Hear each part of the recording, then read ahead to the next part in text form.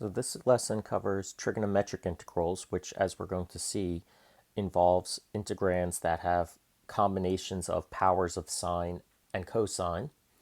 And then in a subsequent video, integrands that have powers of tangent and secant, which can then easily be extended beyond that to integrands that have cotangent and cosecant together. So why these particular combinations, sine with cosine, tangent with secant, cotangent with cosecant, it's actually related to the derivatives of the functions. The derivative of sine is cosine, the derivative of cosine is negative sine, so those two functions have related derivatives. The same is true for tangent and secant. Their derivatives always involve each other, or some combination of those two. And cotangent and cosecant the same way. So these particular combinations of trigonometric functions will allow us to use integration by substitution if we set up the integrand correctly. Now you might ask, why would we have combinations of powers of sine and cosine? How often is that situation going to come up? Actually, in subsequent lessons, we will find that it comes up relatively often. So the ability to be able to handle an integral with combinations of powers of certain trig functions is going to become relevant.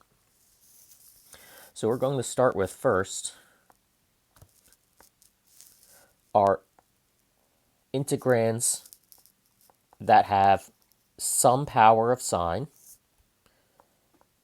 and some power of cosine. Now, the powers do not necessarily need to be positive or even whole numbers. Ideally, though, we would like to see somewhere an even power of a positive even power of either sine or cosine come out, or even both would be fine, but we'd like to see at least one of them have an even positive power. The idea is that those even positive powers will allow us to use certain identities to convert the integrand into something more workable, such as the Pythagorean identity for sine and cosine. If we have an even power of sine or an even power of cosine, we can rework that expression using this to convert from, say, an even power of cosine to powers of sine, and vice versa. Eventually, we might get to a point where we only have sines or cosines. So there are two other identities that we might use here. Sine squared of x is equal to cosine of 2x over 2, and cosine squared of x is equal to 1 plus cosine of 2x over 2.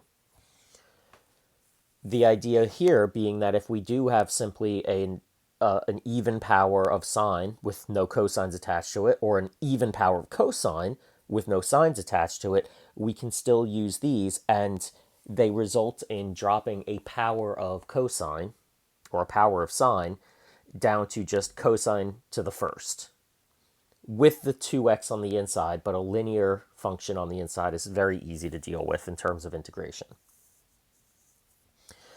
The general rule we're going to look for here is that if one of the two functions has an odd power, we're going to split off a single factor, thus reducing the remaining factors to an even power. This is actually the easiest form of what we would be working with here, because that would allow us to use integration by substitution quite easily. For example,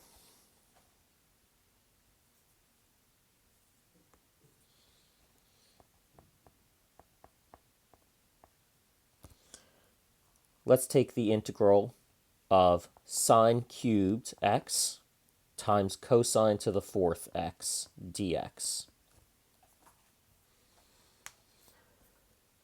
Now, cosine has an even power on it, which will allow us to use substitutions as necessary pretty easily.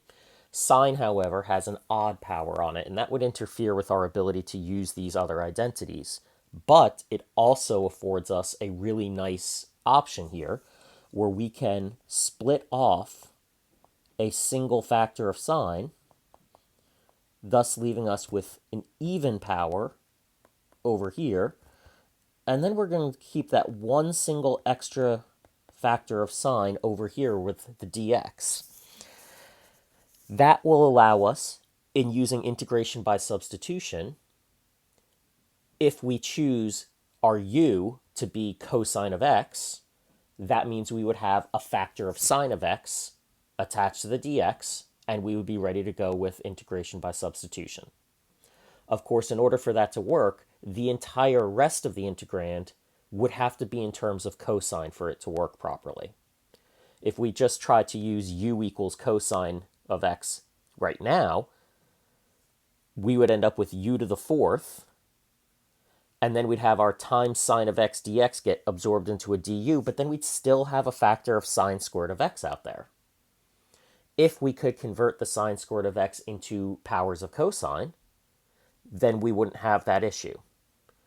So in this case, we would want to use the Pythagorean identity, reworked to be solved for sine squared,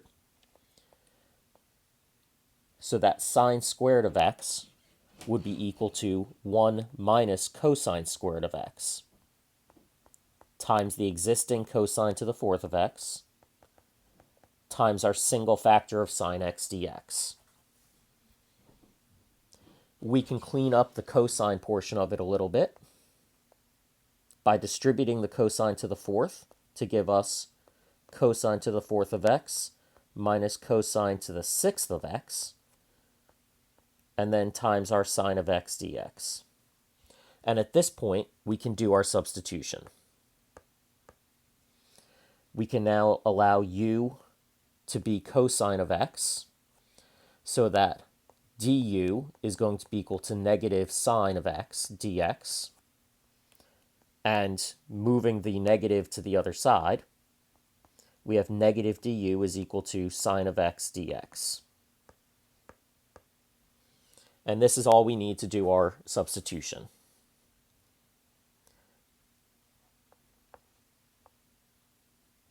So we now have cosine to the fourth, which becomes u to the fourth, minus cosine to the sixth, which becomes u to the sixth. And the sine of x dx disappears and gets replaced by a du and a negative, which I'm just going to relocate out in front of the whole thing. And at this point, it's a matter of simply using the power rule.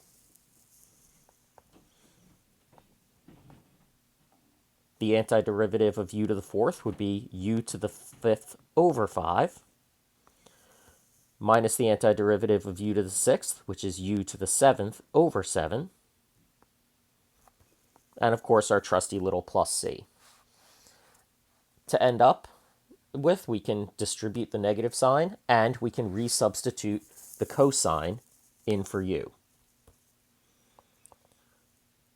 So this would now become negative cosine to the fifth of x over 5 plus cosine to the seventh of x over 7 plus c. So again, even powers of sines and cosines are ideal because we have very clean identities to use to replace them. When we have an odd power, an odd positive power, even a negative or a non-integer power, we can always still, through some creativity, factor out a single factor of sine or cosine. But the idea is to reduce everything to even powers if we can, and to convert all of it into a single trigonometric function. So we no longer have a combination of sines and cosines, that we convert the whole thing to just cosines. And maybe we have that extra factor of sine of x out to the side, which serves us very well in doing integration by substitution. Looking at another example, This time, we will have an odd power of cosine. And just to mix it up a little bit, we're going to not only have a non-integer power of sine, we're actually going to have a negative power of sine. Now, the fact that sine of x is going to have a negative non-integer power is not overly relevant here. It's the fact that cosine has an odd power in the numerator that allows us to work with this. And again, the idea of the odd power is that we can split off a single factor, thus reducing the rest to an even power. So we're going to leave 2 factors of cosine of x in the numerator. Our cube root of sine of x is still down there. And we're going to split off a single factor of cosine of x to the side, which, like in the previous problem, is going to serve us well as our du when we do integration by substitution. Of course, in order for cosine of x to be the derivative of our u would have to be sine of x. So much as we did in the previous example, we're going to now need to convert the fraction to the left there entirely into sines. Once again, the Pythagorean identity is what we need here. Cosine squared of x is simply 1 minus sine squared of x in the numerator. At this point, we might find it helpful, as often is the case in differentiation and integration, to rewrite the radical as an exponent. We may even choose to bring it up to the numerator with a negative exponent, but however it is you go about simplifying this, the idea is that aside from the single factor of cosine of x with the dx, the rest of it is entirely in terms of sine of x now.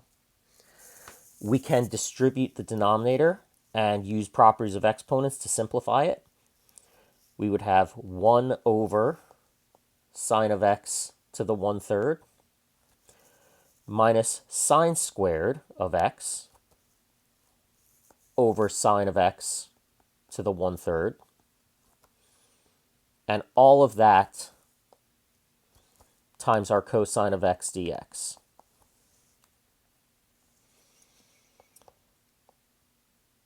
We can now rewrite this as sine of x to the negative 1/3.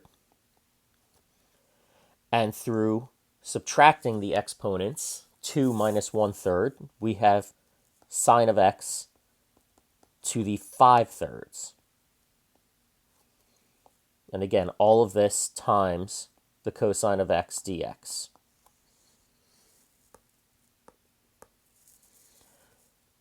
We are now prepared to do what we mentioned before.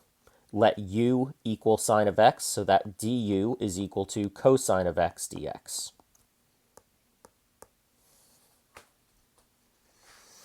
This will allow us to basically eliminate the cosine of x factor to the side, and the rest of it will just become powers of u. Instead of sine of x to the negative 1/3, we will now have u to the negative 1/3, which will work very well with the power rule. Minus u to the 5/3, which again will work very well with the power rule. And then the cosine of x dx cleanly swaps out for du. And again, now it is just a matter of using the power rule. We add 1 to the power, so this becomes u to the 2/3 over 2/3, and minus u to the 8/3 over 8/3, and of course our trusty plus c. We of course will need to resubstitute sine of x for the u, and we can also clean up the division by the fractions by using multiplication by the reciprocal. So 3/2 times sine of x to the 2/3 minus 3/8 times sine of x to the 8/3 plus c. Not pretty, but I think at this point in calculus, you've come to realize that very little of these things are ever going to turn out pretty. So we do the best we can. And if you really want to, again, you can attempt to verify this by differentiating it. It's not going to be the easiest thing to convert the derivative of this into what we originally had in the integrand, but through some careful algebra, it can be done. In both of these first two examples, we had the situation where we had an odd positive power of either sine or cosine, which ended up working very well for us in terms of substitution because it allowed us to split that single factor off and then be left with an even power. What if we have all even powers to begin with? In this next example, we're going to deal with an integrand that is sine squared of x, sine squared of x times cosine squared of x dx. In this case, neither of them has an odd power. So if I attempted to split off a single factor of sine, for example, it would leave me with an odd power of sine, and therefore none of my identities would work. I'd be in the same situation with the cosine. If I tried to split off a single factor of cosine of x, I'd then be left with an odd power of cosine, which would again not fit any of my identities. But the previous two things we use the Pythagorean identity for. In this case, we could do something like that, but I don't think it's going to lead us where we need to be because we won't have that single extra factor out to the side. But we do have the other two identities, namely that sine squared of x is equal to 1 minus cosine of 2x all over 2, and cosine squared is equal to 1 plus cosine of 2x all over 2.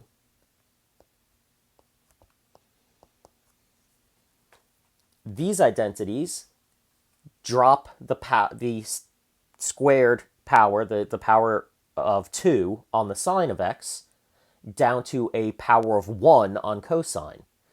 We get the same effect with the cosine squared. This identity drops it to a cosine to the first. And while we do have that internal 2x, again, that is a linear inside function. That's going to be very easy to work with in terms of integration by substitution. But before we get there, we do need to clean this up a little bit.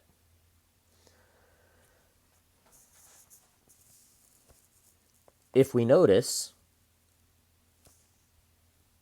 the numerators are conjugates of each other.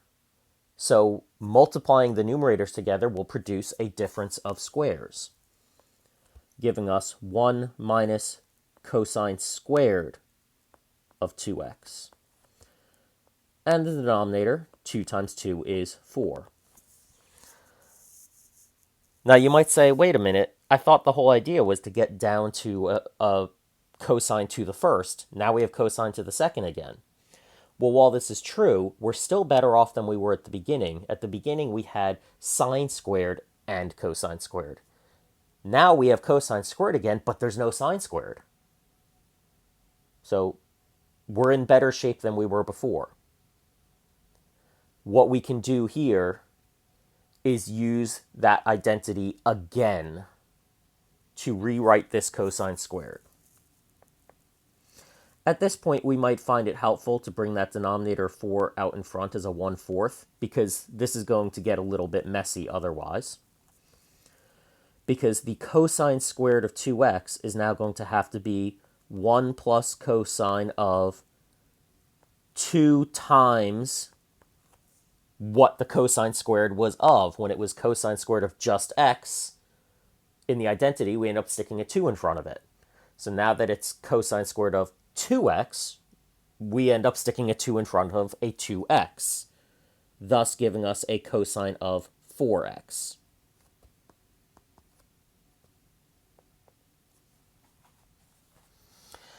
At this point, we may find it helpful to do a little bit of simple distribution to clean this up a bit, we can bring the 1/4 back in at this point. I think it would be fairly clean to work with then. So we have a constant 1/4. If we distribute the denominator of 2 underneath, we would have a 1/2.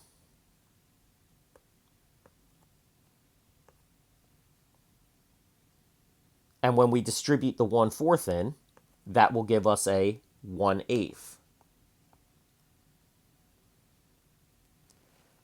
Now that 2 is in the denominator is also underneath the cosine. So we're also going to have a 1/8 cosine of 4x dx. So at this point, what we're looking at are constants, which can be further combined. And we're looking at a cosine to the first of a linear expression. All very easy to work with. I am going to make our lives a bit easier by separating this into two integrals. So we have the 1/4 minus 1/8, which can be combined to give us just a positive 1/8 dx. And then we have plus a 1/8 cosine of 4x dx. A quick bit of substitution here. We will let u equal the inside part 4x, so that du is equal to 4 dx. And we can divide both sides by 4 to get 1/4 du is equal to dx. Now we don't have a 1/4 in there. I'm sorry, we don't have a 4 in there to take out, so that hence the 1/4 getting moved to the other side, and that will end up being combined with the 1/8 that's already there. So our first integral will simply become 1/8 x. Our second integral will have to get cleaned up a little bit and become 1/32 cosine of u du.